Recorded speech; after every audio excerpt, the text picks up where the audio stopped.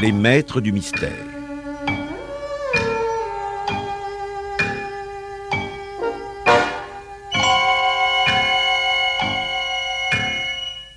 Pierre Billard a choisi pour vous Quel gâchis inspecteur de Charles Exbraya, adapté par Charles Maître. Avec Jean-Marie Fertet, Rosie Wart, Jacques Hidding, Jean Bollot, Jean Mauvais, Yvonne Clèche et René Havard.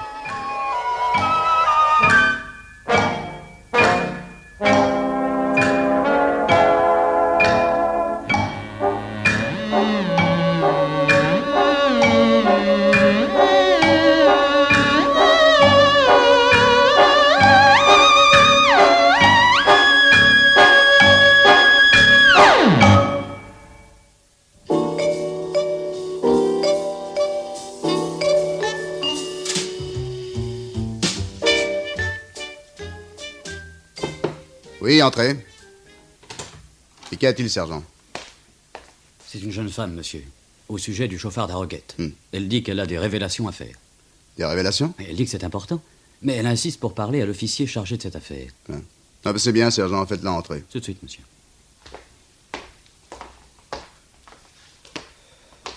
Veuillez entrer, madame.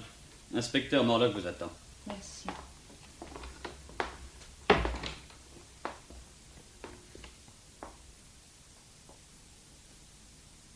Bonjour, monsieur l'inspecteur. Bonjour. Madame? Anderson, Joyce Anderson, institutrice à Watford. Asseyez-vous, madame Anderson, je vous en prie. Merci.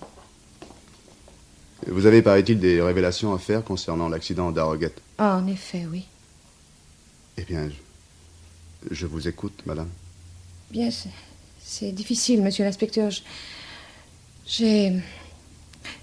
J'ai terriblement peur. Oh, pas ici, tout de même.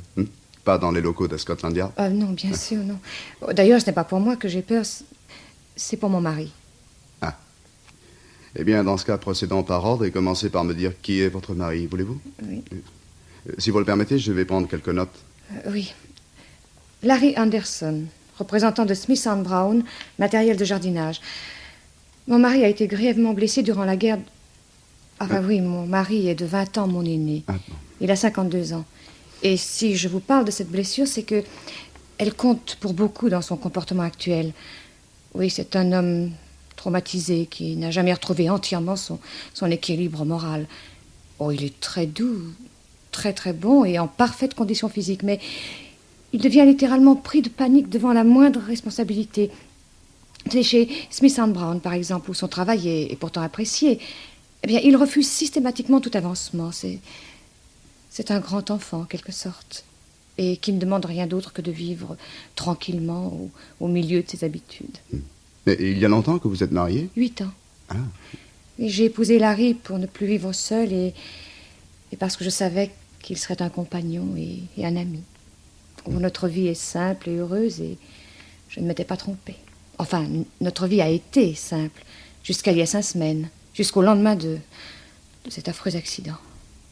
Je vous écoute, madame Anderson. Eh bien, mon mari a été le témoin de cet accident. Ah. La voiture du chauffard l'a dépassé à toute vitesse, juste à l'entrée d'Arroguette. Oui.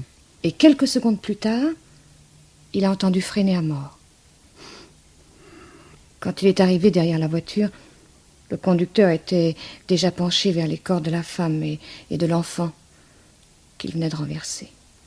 Mon mari a voulu s'approcher, mais l'homme l'a repoussé brutalement en disant qu'il n'y avait plus rien à faire, que la femme était dans son tort et que le mieux était de déguerpir.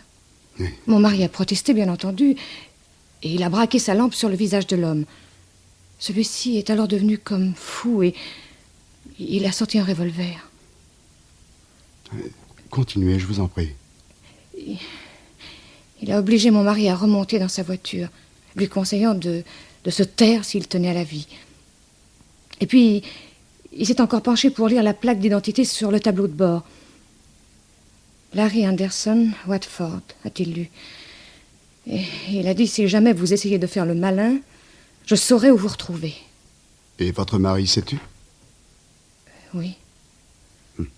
Il est rentré bouleversé et mort de peur, mais même à moi, il n'a rien dit. Il m'a fallu 3 jours pour le pousser à m'avouer ce qu'il mettait dans cet état. Et lorsque j'ai parlé d'aller trouver la police, il s'est littéralement dressé contre moi. Il disait que de toute façon, on ne pouvait plus rien pour les victimes, mais que lui tenait à sa vie et à sa tranquillité. Et pour en finir, il a même ajouté que si j'allais de moi-même à la police, il nierait tout. Et malgré cela, vous êtes venu? Oui, poussé par un rebondissement inattendu, oui. Ah. Car avant-hier, dans le journal, mon mari est tombé sur la photographie de l'homme d'Harrogate, dans la rubrique des mariages. Mais c'est inattendu, en effet. Et de qui s'agit-il? Vous devez me le dire, Madame Anderson. Vous vous en rendez bien compte. D'ailleurs, vous êtes venu pour cela, je suppose. Oui, bien sûr. Il s'agit de Melvin Davis. Qu'est-ce que vous dites? Vous le connaissez, n'est-ce pas? Si je le connais? Il y a des années que nous essayons de le coincer. Ah. Et nous commencions même à désespérer car l'homme est en train de s'acheter une conduite, comme on dit. Ah, sans exagération, Madame Anderson, le garde va vous devoir une fière chandelle.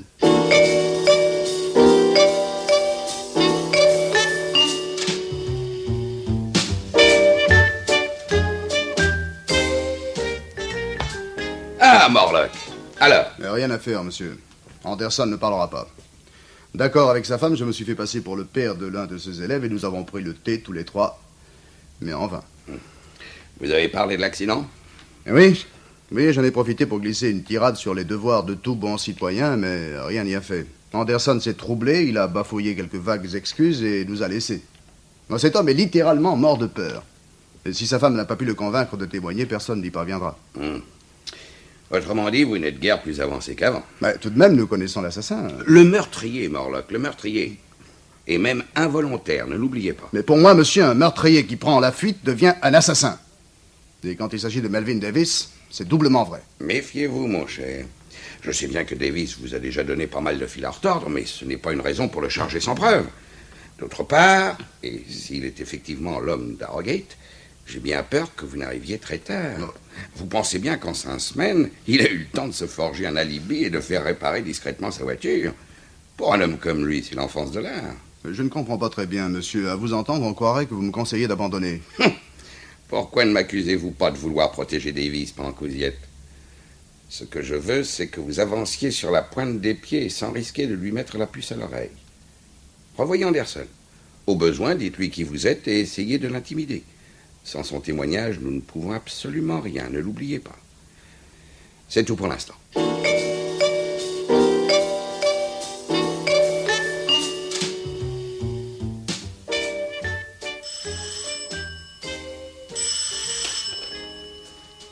Allô? Allô? L'inspecteur Morlock? Lui-même. Ici Joyce Anderson. Bonjour, monsieur l'inspecteur. Oh, bonjour, Madame Anderson. Comment allez-vous? Plutôt mal. J'aurais besoin de vous voir. Mais je n'ose plus aller jusqu'au yard. Voilà, je viens de recevoir une lettre de menace.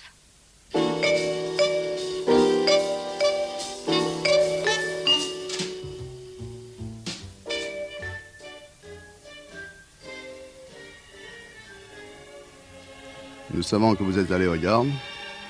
Si c'est à propos d'Harrogate et à moins que vous ne souhaitiez devenir veuve, n'essayez pas de pousser votre mari à témoigner. Et quand l'avez-vous reçu? Ce matin. Je vous ai téléphoné aussitôt. Et vous l'avez montré à votre mari? Oh non. Vous oubliez qu'il ignore ma démarche auprès de vous. Bon, d'ailleurs, il est tellement émotif. S'il savait que Davis nous surveille, il deviendrait fou. Mais vous surveillez plus de 6 semaines après l'accident, c'est assez peu probable. Votre mari n'ayant pas parlé jusque-là, Davis doit se sentir tranquille. Mais avez-vous parlé à quelqu'un de votre visite? Oh non, bien sûr. Et dans ce cas, je croirais plus volontiers que quelqu'un vous a vu entrer au yard. Mais comment êtes-vous venu jusqu'ici? Par le métro, et en faisant plusieurs détours. Ah, si c'est à ça que vous pensez, je suis certaine de ne pas avoir été suivie. Mais c'est à cela, oui. Écoutez, Madame Anderson. Oui. Je vais donner des ordres au commissariat de Watford et faire surveiller discrètement votre maison. Si Davis ou quelqu'un de sa bande vient traîner dans les parages, ce sera pour moi un excellent prétexte. Car jusqu'à présent, et pour ne pas risquer de lui donner l'éveil, mon chef ne veut pas que je lui rende visite. Mais peut-être a-t-il raison, non? Jusque-là, oui, peut-être. Mais après cette lettre, j'espère bien qu'il va me laisser agir. Non, cessez de vous inquiéter, je vous en prie. Et faites-moi confiance. J'ai confiance en vous, monsieur l'inspecteur. Mais je vous avoue qu'il me serait difficile de ne pas m'inquiéter. Mais voulez-vous que nous nous retrouvions ici demain à la même heure? Peut-être aurais-je de quoi vous rassurer un peu. J'ai bien peur que ce ne soit difficile, malheureusement. J'ai mon travail d'abord, et puis... Oui, je comprends. Et d'ailleurs, pour être franc, je dois avouer que je pensais davantage au plaisir de vous rencontrer qu'à des questions de service.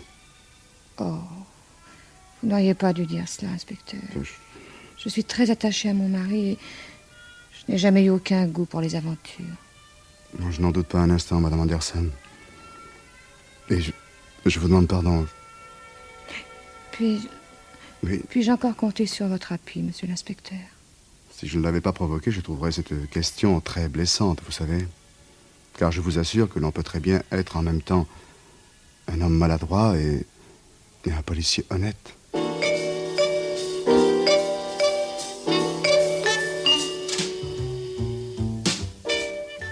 Entrez, inspecteur, asseyez-vous. De quoi vouliez-vous me parler? De l'affaire Henderson, monsieur. Encore? Madame Henderson vient de recevoir une seconde lettre anonyme. Ah. Et que dit-elle? Mais ceci. Puisque vous n'avez pas tenu compte de notre avertissement, tant pis pour votre mari, c'est vous qui le condamnez. Moi. C'est une suite logique à la première lettre, mais qui n'apporte rien de nouveau. Qu'espérez-vous en tirer? J'aimerais tenter une expérience, monsieur. Je voudrais mettre brusquement cette lettre sous le nez de Melvin Davis. Pourquoi plus spécialement sous son nez à lui? Mais il me semble que... Il vous semble mal, inspecteur, et je serais curieux de savoir ce qui dans cette lettre vous paraît incriminer Davis. Mais enfin, monsieur, madame Henderson... Non, écoutez, Morlock. Je comprends fort bien que vous soyez sensible au charme de cette jeune femme, et je regrette sincèrement pour vous qu'elle soit déjà mariée. Cela dit, nous avons fait pour elle bien plus que nous n'aurions dû, et je ne puis vous autoriser à perdre davantage de temps. Mais si vous ne croyez pas à ces menaces... Je crois à 2 lettres parfaitement anonymes. Un point, c'est tout. Pour peu que votre Madame Anderson ait parlé de sa visite à quelqu'un et que la nouvelle ait fait le tour du quartier, ces lettres peuvent très bien être l'œuvre d'un mauvais plaisant. La police de Watford a surveillé la maison et le quartier pendant 8 jours sans mettre la main sur le moindre rôdeur. Je ne vois pas d'inconvénient à ce qu'elle continue, mais Scotland Yard a autre chose à faire. Et les 2 morts d'Harrogate? Obtenez le témoignage d'Anderson et nous en reparlons. Légalement, et vous le savez aussi bien que moi, celui de sa femme ne signifie rien. D'ailleurs, je commence à me demander si ce n'est pas elle-même qui souffre d'une maladie de la persécution. Vous n'avez pas le droit de parler ainsi. Je suis votre chef et j'ai tous les droits, inspecteur. Y compris celui de vous renvoyer dans votre bureau pour y chercher un peu de sang-froid. Vous pouvez disposer, c'est tout. Très bien, monsieur. Morlock.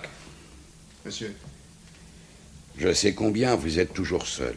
Et je comprends que vous soyez touché par les craintes de cette jeune femme, inspecteur.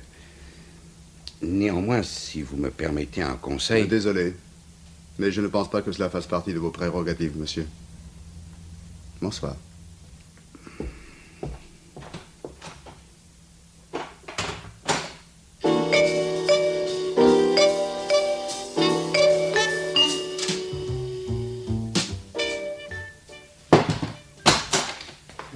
Pardonnez-moi de ne pas m'être fait annoncer, monsieur, mais je ne pouvais pas attendre. Que se passe-t-il, inspecteur? Madame Henderson est dans mon bureau, et...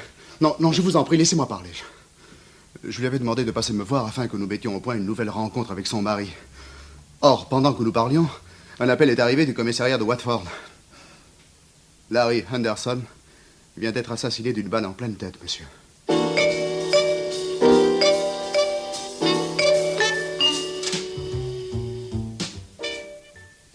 Sergent Bradley, du commissariat de Watford, monsieur.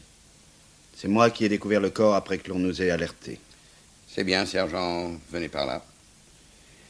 Qu'est devenue Madame Anderson, inspecteur? J'ai cru pouvoir l'autoriser à demeurer chez une voisine, monsieur. Elle est terriblement éprouvée et n'ose encore revenir ici. Vous avez bien fait. Nous la verrons un peu plus tard. Est-ce que le médecin légiste est arrivé, sergent? Il est même déjà reparti, monsieur. Balle dans la tête, mort foudroyante, rien à signaler. Bien entendu, nous n'avons touché à rien. Bon, parfait. Peut-être pourriez-vous commencer par jeter un coup d'œil sur les lieux, inspecteur, qu'en pensez-vous? Avec votre permission, monsieur, j'aimerais bien entendre moi aussi le rapport du sergent. Comme il vous plaira. Nous vous écoutons, sergent. Ainsi que je vous l'ai déjà dit, monsieur, le crime a eu lieu en présence d'un enfant. C'est une chance extraordinaire que l'assassin ne l'ait pas vu, car il l'aurait peut-être bien tué aussi. Qui est cet enfant et que faisait-il là? Il s'agit de Benny Gilmont, 7 ans, le fils d'une voisine. Comme presque tous les samedis après-midi, il était venu voir Larry Anderson qui bricolait dans son petit atelier. Et c'est parce que l'enfant était en train de jouer par terre sous l'établi que l'assassin ne l'a pas vu. Dieu merci, le pauvre gosse fut tellement terrorisé qu'il n'eut pas la force de crier. Il a vu l'assassin? Comme je vous vois, monsieur.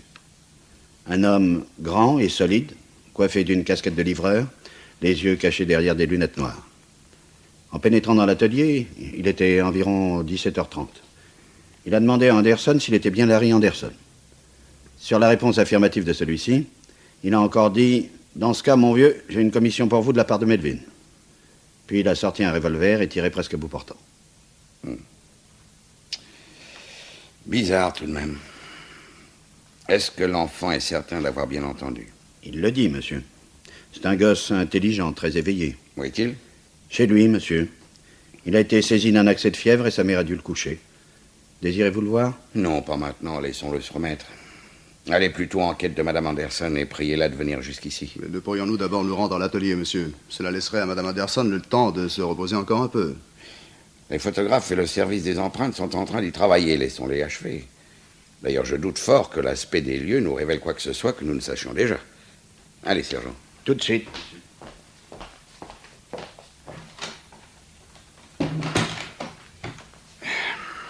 Que pensez-vous de tout cela, monsieur? Considérez-vous toujours que l'imagination de Madame Anderson soit excessive? Il peut m'arriver d'être entêté, Morlock, mais tout de même pas à ce point-là. Heureux de vous l'entendre dire, monsieur. Ce qui m'intrigue le plus dans toute cette histoire, c'est ce tueur qui éprouve le besoin de dire le nom de celui qui l'envoie. Même s'il se croyait seul, c'est tout de même un risque bien inutile. Mais sincèrement, je ne vois pas où est le risque. Se croyant seul et certain de tuer sa victime, il s'est offert ce plaisir morbide et voilà tout. Oui, peut-être. Puis-je espérer que vous me confierez la conduite de cette enquête, monsieur? Il me serait difficile de vous le refuser. Vous y trouveriez encore quelques raisons cachées. Néanmoins, et une fois de plus, je vous mets en garde contre un parti pris dangereux. En admettant même que l'enfant est bien entendu, Davis n'est pas le seul à se prénommer Melvin. Si c'est être de parti pris que de ne pas aimer les malfaiteurs, alors vous avez raison, monsieur, je suis de parti pris. Et je me flatte de n'avoir jamais rien tenté, moi, pour protéger ce genre d'individu. Prenez garde, Morlock. Faut passer les bornes.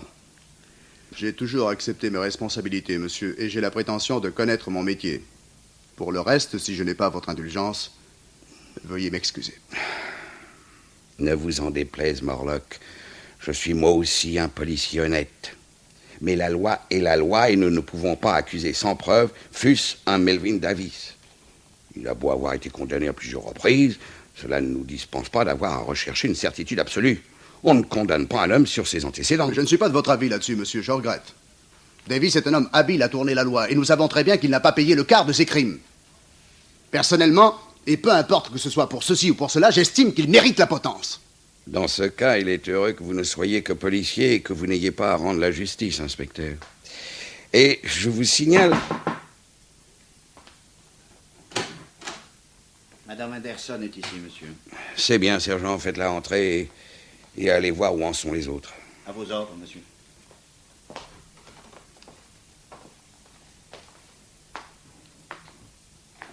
Permettez-moi de vous présenter mes condoléances, Madame Anderson. Merci. Et aussi mes regrets de n'avoir pas cru entièrement au danger qui menaçait votre mari. Malheureusement pour lui, et en l'absence de son témoignage, nous ne pouvions faire davantage. En refusant de dévoiler ce qu'il savait de cet accident, votre mari nous liait les mains et se condamnait lui-même. Je le sais, monsieur le superintendant. Je ne fais nul reproche à la police. Asseyez-vous, madame, je vous en prie. Merci. Je ne vous importunerai pas longtemps, mais je voudrais revenir sur quelques détails concernant l'accident d'Harrogate et les lettres de menace. Vous avez rapporté à l'inspecteur Morlock, par exemple, que votre mari s'était affolé en reconnaissant la photographie de Melvin Davis dans le journal. Oui. Mais l'accident datait de 5 semaines déjà, et les journaux avaient annoncé l'échec de l'enquête. Pourquoi cet affolement, à votre avis? Bien, mon mari ne s'était jamais complètement remis de la blessure reçue à la guerre, monsieur. C'était un homme craintif et exagérément sensible. D'autre part, il ne pouvait oublier ce revolver que Davis avait braqué sur lui. Il disait que cet homme était un tueur, et il y pensait sans cesse. L'inspecteur Morlock a d'ailleurs eu l'occasion de constater cette nervosité et cette peur. Oui, Il me l'a rapporté, oui. Et Puis-je vous demander maintenant ce que vous comptez faire, Madame Anderson? Est-ce que vous avez l'intention de porter plainte directement contre Melvin Davis? Mais oui, bien sûr. Pourquoi pourrais-je ne pas le faire? Oui, justement. Et mon devoir est de vous mettre en garde. Pour l'instant, nous sommes très loin de détenir des preuves irréfutables et nos présomptions ne seraient pas suffisantes pour convaincre un jury. Oui. Votre mari ne pouvant plus témoigner au sujet de l'accident, il nous reste 2 lettres anonymes et un prénom entendu par un enfant. Oui. Avec cela seul, l'avocat de Davis aurait au fait de disculper son client. Et vous risqueriez même par-dessus le marché d'avoir à payer les dommages et intérêts qu'il ne manquerait pas de réclamer. Oh, ce serait un comble. Je vous en prie, inspecteur. Les lois sont ainsi faites et vous savez très bien que j'ai raison. Cela dit, Madame Anderson, et maintenant que vous voilà prévenue, c'est à vous de décider. Eh bien, je pense que je suivrai vos conseils, monsieur. Que devrais-je faire? Porter plainte contre inconnu et nous laisser mener notre enquête. Je vous donne ma parole que si Melvin Davis est bien l'instigateur de ce crime, il ne nous échappera pas. J'ai confiance en vous, monsieur. Eh bien, je vous remercie. Vous viendrez lundi au Yard pour signer votre plainte et votre déposition. J'y pense. Oui. Une dernière question. Savez-vous si votre mari avait contracté une assurance sur la vie? En ma faveur, oui. Importante? Oh, pas très importante, non. Un millier de livres. C'est assez modeste, en effet. Eh bien, je vous remercie, Madame Anderson. À lundi. À lundi, monsieur. Bonsoir, inspecteur. Bonsoir, madame. Et bon courage. Merci.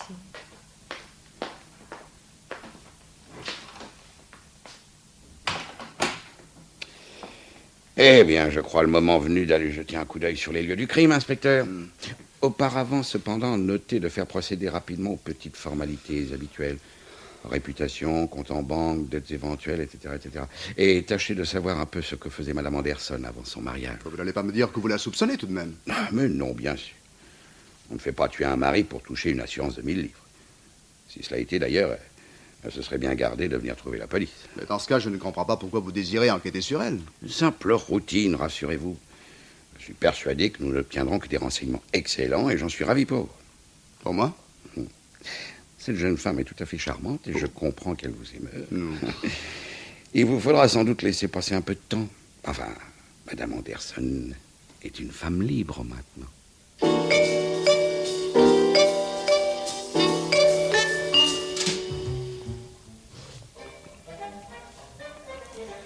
Une table, monsieur? Tiens, Perry Sadler. La dernière fois que je vous ai vu en prison, si je ne m'abuse, vous étiez moins aimable. Qu'est-ce que vous faites ici? Une petite visite de l'établissement, Sadler. En attendant de vous offrir peut-être à nouveau l'hospitalité.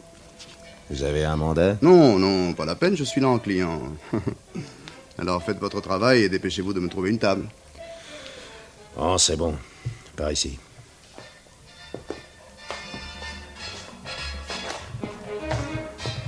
Voilà. Merci, Perry. Par rapport au spectacle, c'était probablement la plus mauvaise table de la salle, mais cela ne fait rien. Les danseuses ne m'intéressent pas. Ça tombe bien, elle n'aime pas le poulet. Salut.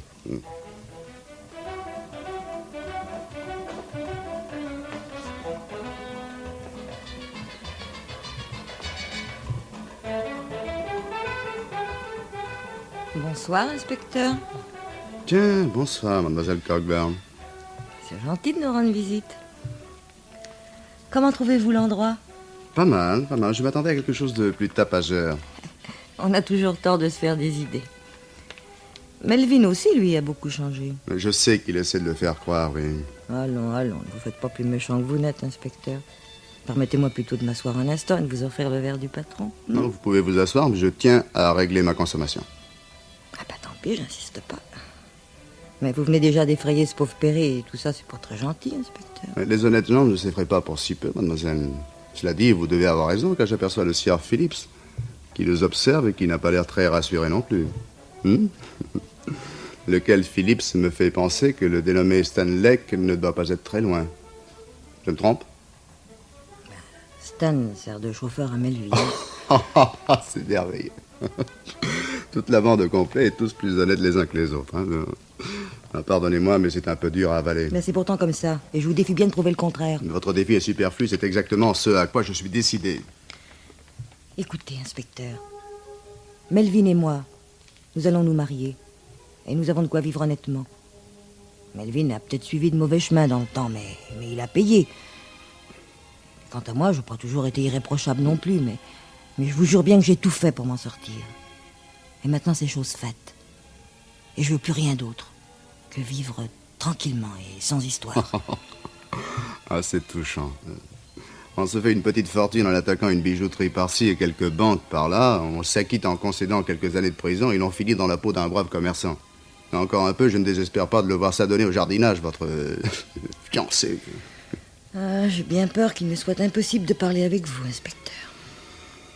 Je sais pas d'où vous vient tant de hargne. Mais franchement, je vous envie pas. Je ne tiens pas à être envié par des gens de votre espèce, mademoiselle. Maintenant, conduisez-moi auprès de Davis. Eh ben, je sais pas s'il est là. Moi, je sais qu'il y est. Je vous conseille vivement de me montrer le chemin. Ah ben, très bien, suivez-moi.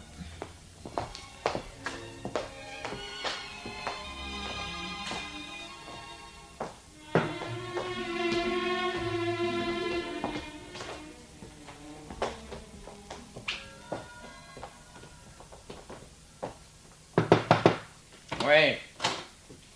Une visite, Melvin. Inspecteur Morlock. Tiens, charmante surprise. Laisse-nous, Perry, veux-tu? Et toi aussi, chérie. Vous ne voulez vraiment pas que je reste, patron? Non, non, c'est pas la peine. Mais ne t'éloigne pas trop tout de même. Comptez sur moi. Content de vous voir, inspecteur, sincèrement. À condition qu'il s'agisse d'une visite amicale, bien entendu. Et vous rêvez, mon pauvre Davis.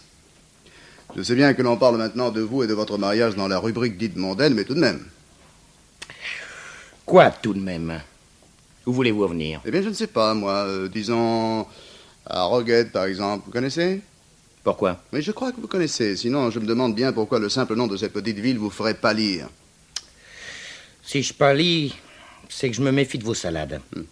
Et que je me demande ce que vous avez encore bien pu inventer. Alors, si vous avez des questions à me poser, faites-le franchement. Et n'oubliez pas que je suis ici chez moi et que je pourrais très bien ne pas vous répondre. Ah, le bonheur, Melvin, je vous préfère ainsi. Connaissez-vous Watford, monsieur Davis? Watford. Watford, oui. Cette petite ville de proche banlieue où vous avez fait assassiner Larry Henderson. Et vous devriez ramasser votre cigare, Davis. Il va brûler votre joli tapis. Non, vous voulez répéter, s'il vous plaît? Non, je vous demandais si vous connaissiez personnellement le quartier où vous avez fait assassiner Larry Henderson. Alors j'ai bien entendu. Vous m'accusez du meurtre d'un bonhomme dont je ne sais rien d'autre que ce qu'en disent les journaux. C'est bien ça? C'est bien ça, Melvin. Allez, tirez-vous, inspecteur. Tirez-vous avant que je vous casse la gueule. Vous auriez tort, ce serait un aveu. Mais l'aveu de quoi, bon Dieu? De votre crime, pardi. Bon sang, bonsoir, non, c'est pas possible. J'ai pourtant pas bu plus que d'habitude. Mais qu'est-ce que ça veut dire, tout ça? Vous devenez dingue ou quoi? Et d'abord, qu'est-ce que c'est que ce bonhomme? Et pourquoi je l'aurais fait rectifier, hein? Pour l'empêcher de témoigner, tout simplement. Mais de témoigner sur quoi? Sur l'accident d'Harrogate où vous avez tué une femme et son enfant. Ah bon, je vois. En somme, d'après vous, je serais un type dans le genre d'Al Capone. Un gosse par-ci, une femme par-là, un témoin par-dessus le marché, et tout ça en l'espace de quelques jours. Eh ben, dites donc, quand vous vous y mettez, vous n'y allez pas avec le dos de la cuillère. Non, riez, Davis, riez, profitez-en. Lorsque vous serez sur la trappe et la tête dans le capuchon, vous n'en aurez plus envie. Non, écoutez, mon vieux, finissons-en, voulez-vous? Ou bien vous êtes en train de vous payer royalement ma tête, et alors là, chapeau, c'est de la belle ouvrage. Ou alors, et bien que ça ne se voit pas, vous tenez la plus belle cuite que j'ai jamais vue. Je ne suis pas votre vieux Davis. Je suis le policier qui va enfin vous faire payer vos crimes. Un de ces jours, et sans doute plus tôt que vous ne pensez, vous sortirez d'ici menottes au poignet. Oui, d'accord, c'est entendu. Seulement, en attendant, vous devriez tout de même aller vous reposer un peu. Ne croyez pas que je vous menace au hasard, Davis. Je sais ce que je dis, vous êtes déjà sur le chemin de l'échafaud. Oh, mais oui, mais je viens de vous dire que c'était d'accord. Seulement, c'est égal, vous en tenez une solide. Ah oui!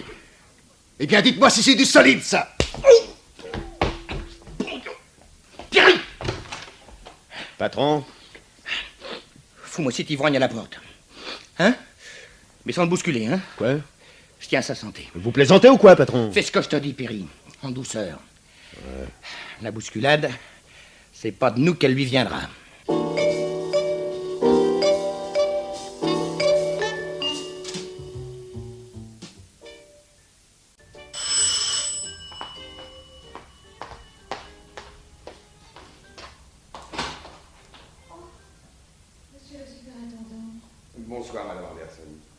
Pardonnez-moi de vous déranger, mais je souhaitais parler quelques instants avec vous. Mais vous ne me dérangez pas, monsieur.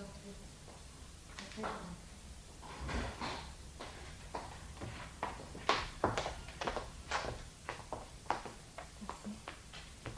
Si vous voulez vous asseoir. Merci. Que se passe-t-il, monsieur? Quelque chose de nouveau? Rien en ce qui concerne la mort de votre mari, non. Mais l'inspecteur Morlock m'inquiète. Ah. Et je me demande sérieusement s'il n'est pas en train de perdre la tête. Mais est-ce à cause de sa visite chez Melvin Davis que vous dites cela?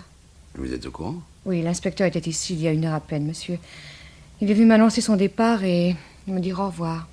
Que vous a-t-il dit exactement? Bien que vous lui aviez retiré l'enquête concernant mon mari, mais qu'il avait alors demandé un congé et décidé de continuer pour son compte. Du côté d'Harrogate, m'a-t-il dit. C'est tout? Mais oui, monsieur. N'aurait-il pas ajouté par hasard qu'il me soupçonnait de vouloir protéger Melvin Davis? Oh non, non, non, pas du tout, non. Non, il m'a simplement dit qu'il ne comprenait pas votre attitude. Bon, admettons. Vous a-t-il dit aussi qu'il avait frappé Melvin Davis? Sans me donner de détails, oui. Davis est venu au yard ce matin et j'ai eu toutes les peines du monde pour l'empêcher de porter plainte. Ah. S'il l'avait fait, ça aurait été pour Morlock une mise à pied définitive. Enfin, pourquoi a-t-il fait ça? Me permettez-vous de vous dire le fond de ma pensée, madame? Oh, oui, bien sûr, je vous en prie, monsieur. Eh bien, j'ai dans l'idée que le comportement de Morlock dans toute cette affaire tient essentiellement à ce qu'il est amoureux de vous. Pour ne rien vous cacher, monsieur, c'est aussi pour m'annoncer cela qu'il est venu tout à l'heure. Oh, je l'avais deviné depuis longtemps, remarquez, mais j'avais toujours fait en sorte de ne pas l'encourager. Et maintenant? J'étais très attachée à mon mari. Et sa mort est encore toute récente. J'ai dit à l'inspecteur Morlock, et c'est la vérité, que je me sentais bien incapable pour l'instant de tomber amoureuse de qui que ce soit. Lui avez-vous interdit de vous revoir? Oh, pas interdit, non, mais je lui ai demandé d'espacer ses visites. Eh bien, je souhaite tout de même qu'il vous désobéisse, Madame Anderson.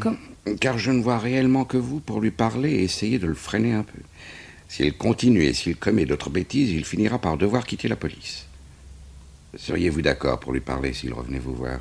Oh, je veux bien essayer, mais je crains que ce ne soit difficile. L'inspecteur est peut-être poussé par un désir excessif de venger la mort de mon mari, mais enfin... Melvin Davis est tout de même un malfaiteur notoire, non? Il l'a été, certes. Mais il est pour l'instant parfaitement en règle vis-à-vis de la justice. D'autre part, il n'a jamais été impliqué dans aucune affaire de meurtre, et je le vois mal commençant maintenant. Sa boîte de nuit est florissante, il va se marier, il paye ses impôts. En vérité, je ne serais pas étonné qu'il ait vraiment décidé de se tenir tranquille. Oui, peut-être avez-vous raison, monsieur, je ne sais pas. Si l'inspecteur revient me voir, j'essaierai de lui parler.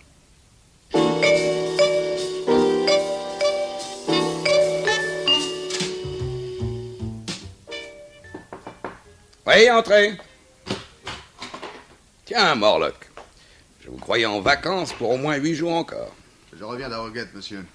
Et je rapporte la preuve de la culpabilité de Davis. Compliment.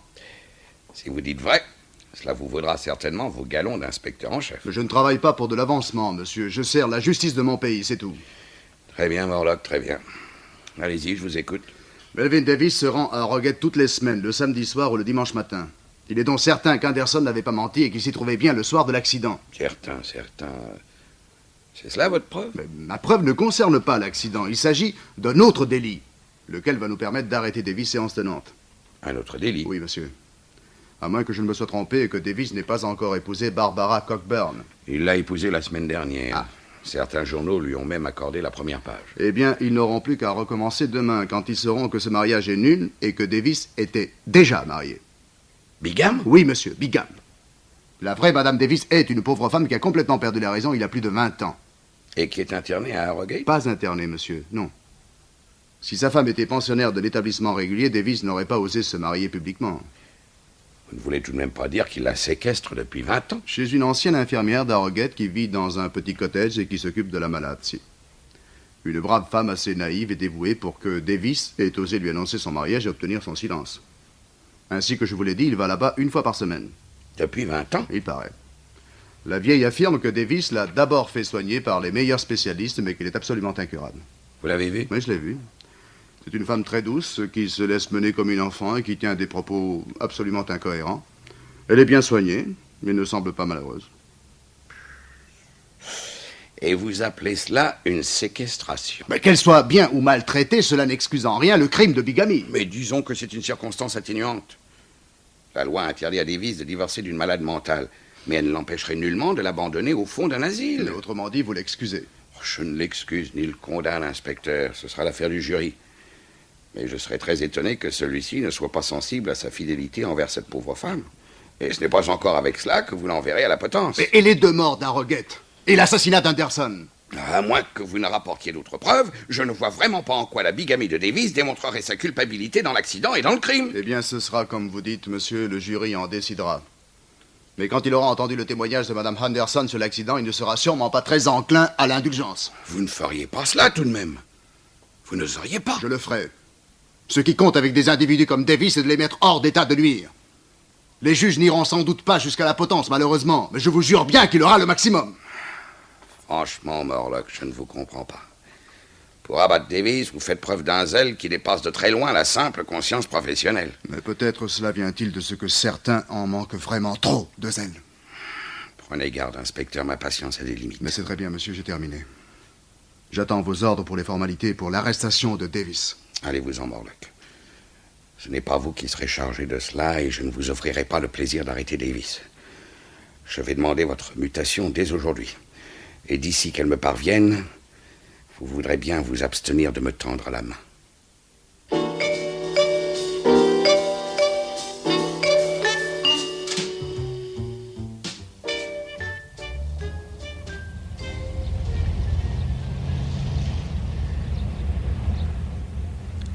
Bouge pas, Morlock.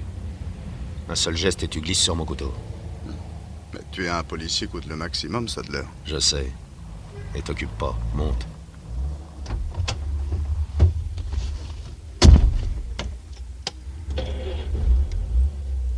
Fais le tour du pâté, Stan. Mais non, c'est pas la peine. Nous sommes très bien ici. Toute l'équipe, à ce que je vois. Comme tu dis, Saligo, et toute l'équipe.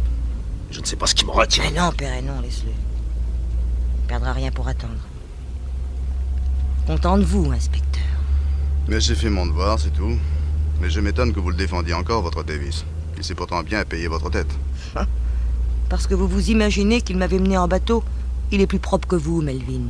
Il tire pas dans le dos. Vous saviez qu'il était marié? C'est la première chose qu'il m'a dite quand je l'ai connu. Comme nous avions envie de vivre décemment et que nous ne risquons plus d'avoir d'enfants, nous avons décidé de passer outre. Sa femme ne se rend compte de rien, elle est absolument incurable. Alors ça gêne qui, notre petite comédie? Vous voulez me le dire? La loi. La loi. Celle qui protège les uns et s'acharne toujours contre les mêmes. Melvin, Sadler, Stan et moi, on avait compris et décidé de ne plus vous donner prise. Seulement, vous pouviez pas le supporter. Puis il a fallu que vous trouviez le moyen de nous descendre à tout prix, hein? Vous avez en partie réussi. Mais écoutez-moi bien, inspecteur. Melvin passe en jugement dans 15 jours. Et je vais attendre jusque-là. Et s'il est condamné à plus d'1 an, je vous abattrai comme un chien. Mais qu'est-ce que vous espérez exactement, hein? Si vous aviez vraiment l'intention de m'abattre, vous ne m'avertiriez pas. Il est vraiment trop bête. J'y renonce. Essaie de lui expliquer, Perry. C'est très simple, poulet. Avec Melvin et grâce à lui, nous avions vraiment décidé de travailler régule. Et c'était très possible. Seulement maintenant, quand on aura payé une amende, et c'est probable, et l'avocat, ça risque de devenir très dur. Et si on nous prive du patron pour longtemps par-dessus le marché, on sera cuit. Alors on n'aura plus rien à perdre. Et on te descendra. Réfléchissez bien, Morlock. Personne ici ne comprend rien à votre histoire d'accident et de crime à Watford. Melvin est coupable de bigamie, un point c'est tout. Et son avocat dit qu'il aura droit à de très larges circonstances atténuantes. Mais si vous essayez de lui coller autre chose sur le dos, vous ne connaîtrez jamais le goût de la retraite.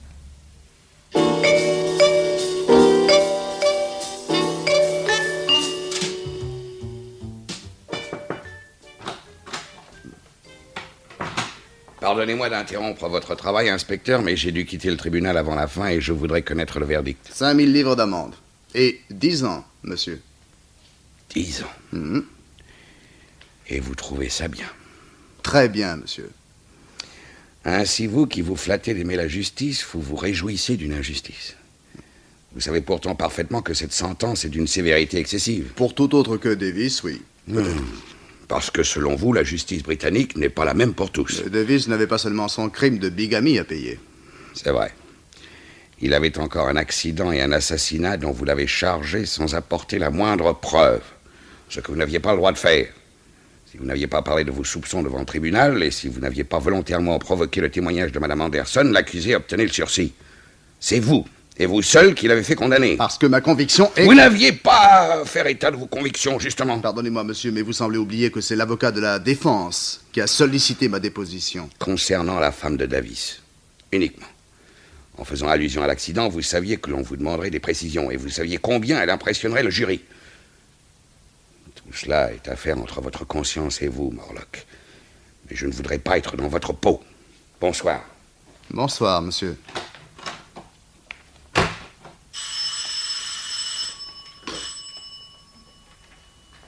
Inspecteur Morlock, j'écoute. Ici Perry Sadler, poulet.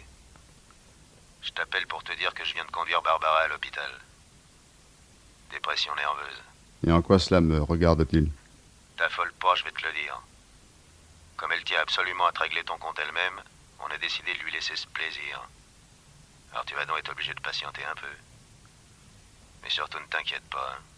Tu seras payé, comme promis.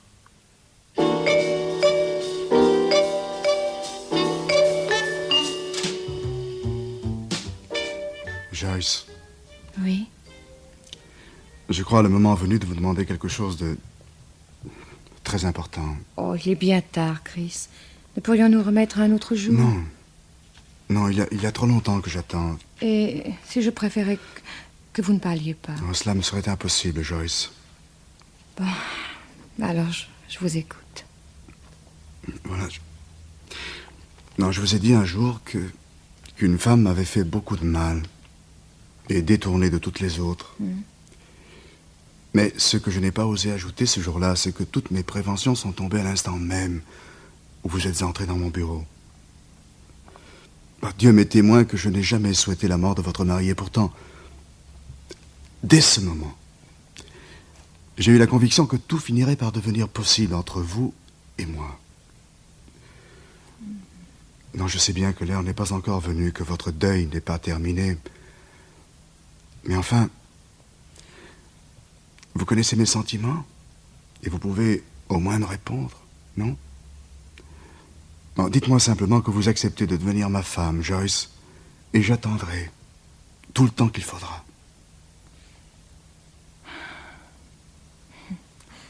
Je suis désolée, Chris. J'aurais préféré que vous ne me parliez pas. Que voulez-vous dire? Vous êtes mon seul ami, mon confident. Et j'ai pour vous une très grande amitié. Mais je ne vous aime pas, Chris. Je vous demande pardon. Vous ne m'aimez pas? Oh, pas de la façon que vous souhaiteriez, je veux dire. Pourtant, vous avez bien deviné oui, que... Oui. Et je m'en veux. Je m'en veux terriblement de n'avoir pas su mieux vous mettre en garde. Oh, j'ai essayé plusieurs fois, souvenez-vous, mais c'est à peine si vous m'écoutiez. Et puis... Oui? J'ai été lâche, je l'avoue. Je craignais de vous perdre et... j'aimerais tellement que nous restions amis, Chris. Non, j'ai bien peur que cela me soit impossible. Je ne me suis jamais vu dans le rôle d'un ami auprès de vous. Bon, il vaut mieux que je m'en aille, Joyce. J'ai besoin d'être seul. Je reviendrai vous dire au revoir une autre fois, dans quelques jours, si vous le permettez. Mais c'est que... je vais quitter Watford, Chris. Hein? Oui, dès la semaine prochaine, probablement. Quitter Watford? Je retourne dans mon pays, à Doncaster. Mais vous ne m'en avez rien dit? Écoutez, Chris. Oh, je préférais ne pas vous parler de ça. Je veux encore vous faire de la peine. C'est au point où j'en suis. Bien, il s'agit de mon cousin, Tom Donnelly. Je vous en ai parlé, je crois. Ah oui, celui dont vous étiez vaguement amoureuse dans votre jeunesse et qui est parti pour l'Amérique, je crois. C'est ça, oui. Eh bien, il est revenu. Ah. À Doncaster, oui. Quand il a su ce qui était arrivé à mon mari, il m'a écrit pour me dire qu'il prenait part à mon deuil et qu'il ne m'avait pas oublié. Et vous allez l'épouser? Oh non, il n'a pas été question de ça, je vous assure. Simplement, je serai moins seule là-bas. Et puis de toute façon, ici, je n'aurais pas pu rester. Oui, je comprends. Eh bien, je vous souhaite d'être heureuse, Joyce. Moi, en dépit de tout, j'aurais passé ici des heures que je n'oublierai pas. Chris, voulez-vous m'embrasser, Chris? Non, excusez-moi, je pense qu'il vaut mieux pas. Bonne chance, Joyce. Et adieu.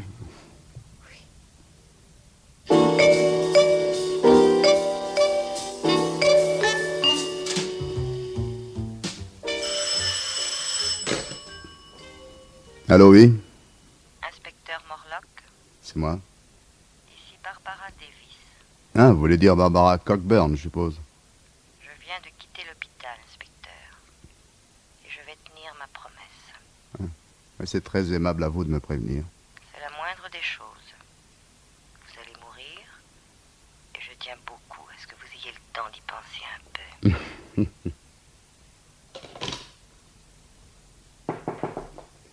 Oui, qu'est-ce que c'est? Le superintendant Bolton voudrait vous voir dans son bureau, monsieur. C'est bien, j'y vais. Ah, sergent. Oui, monsieur. Occupez-vous de retrouver Barbara Cockburn et faites-la surveiller discrètement. Elle a proféré des menaces de mort à mon endroit. Je vais faire le nécessaire tout de suite, monsieur. Bien.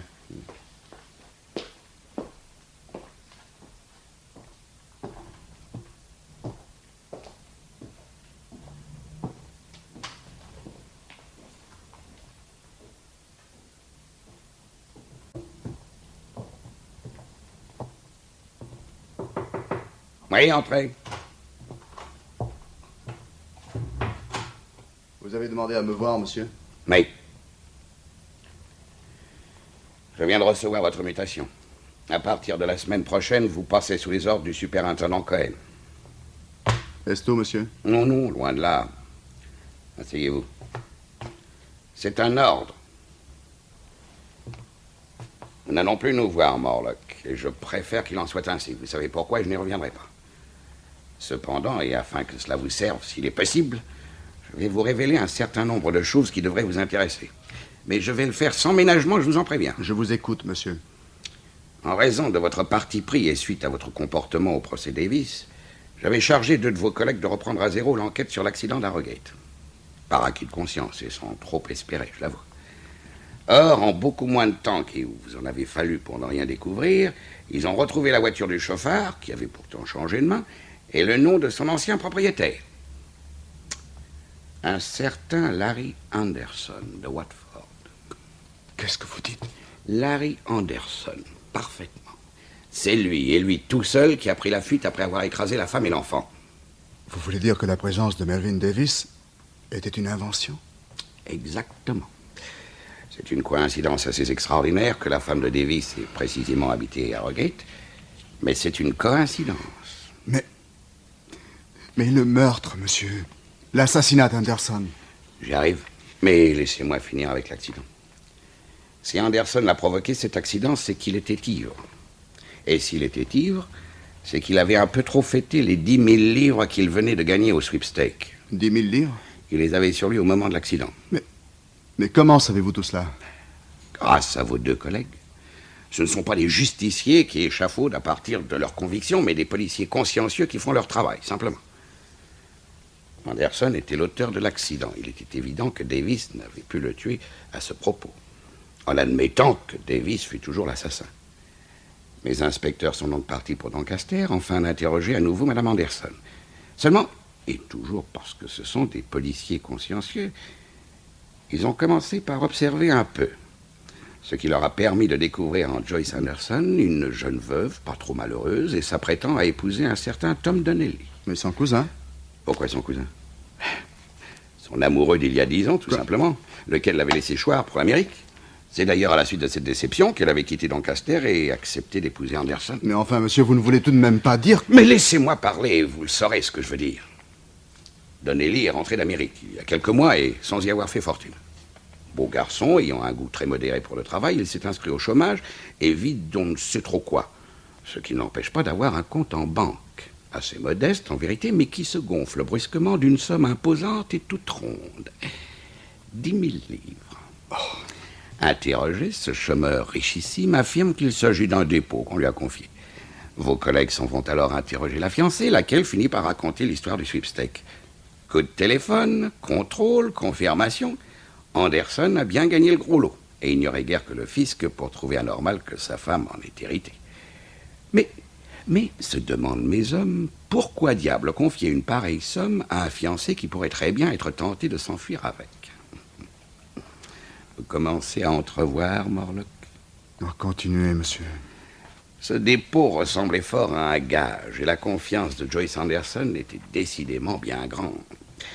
Pour être tellement sûre de Donnelly, elle devait sans doute le tenir d'une façon ou d'une autre. Et c'est cette idée qui fit franchir à mes hommes le dernier pas. Risquant le tout pour le tout, ils amènent Donnelly à Watford, lui plantent une casquette de livreur et des lunettes noires, et vont le présenter au petit Benny Gilman, lequel a failli s'évanouir en revoyant l'assassin d'Anderson. Vous y êtes cette fois? Je crois, oui. Attention, inspecteur. Ne vous méprenez pas. Ce Donnelly n'est qu'un pauvre type sans envergure, et qui ne fut qu'un jouet aux mains de votre chère institutrice. À part l'exécution de son mari, seule besogne réservée à son complice, c'est elle qui a tout machiné. C'est impossible. Non, je ne peux pas le croire. Je vous comprends dans un sens. Moi-même, qui n'avais pourtant pas vos yeux, j'ai eu du mal. Et en fin de compte, c'est vous qui aviez raison.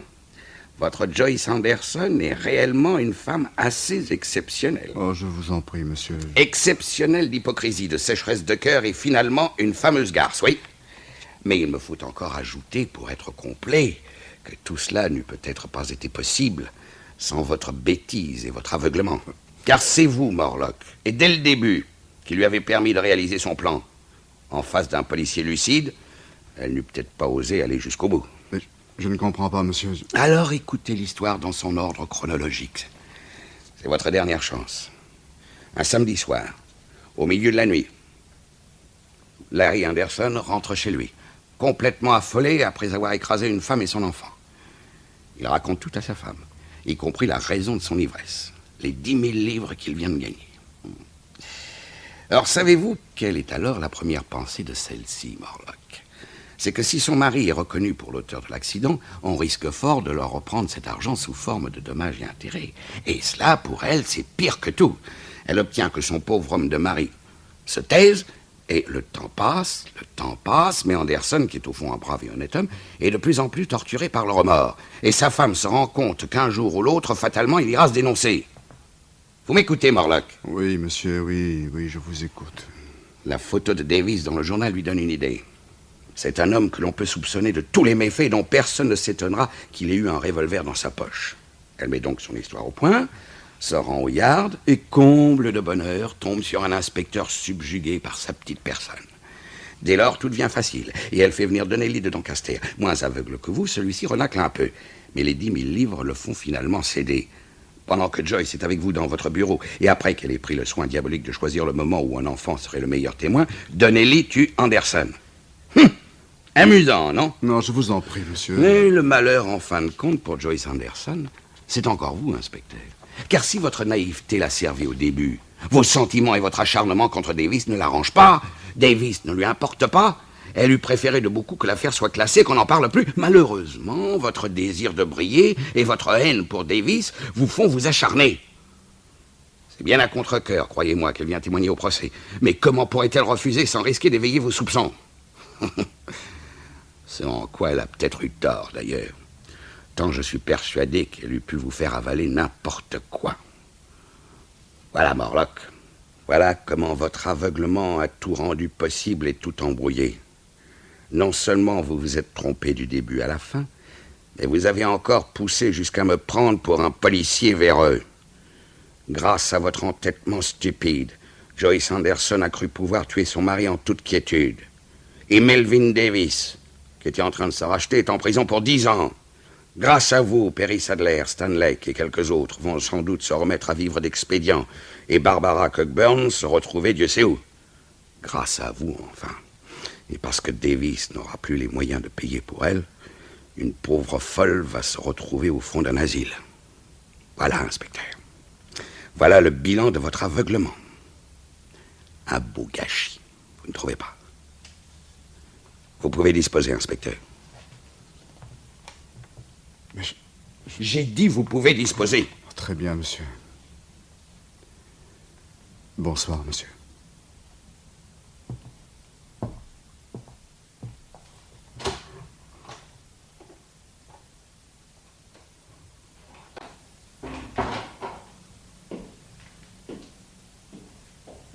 Inspecteur Morlock.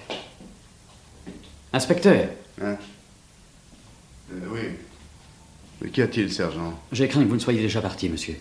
On vient de nous signaler qu'une voiture est depuis plus d'1 heure en stationnement au coin de la rue et que Barbara Cockburn est à l'intérieur. Hein? Désirez-vous que nous l'interpellions, monsieur? Non. Non, sergent, pas la peine. Barbara Cockburn a bien le droit de stationner où bon lui semble. Je fais demander une voiture pour vous raccompagner, monsieur. Elle vous attend près de la porte latérale. Je vous remercie, sergent, mais c'est inutile. C'est inutile. Je vais rentrer à pied. Mais... Je vous en prie. Bonsoir, sergent.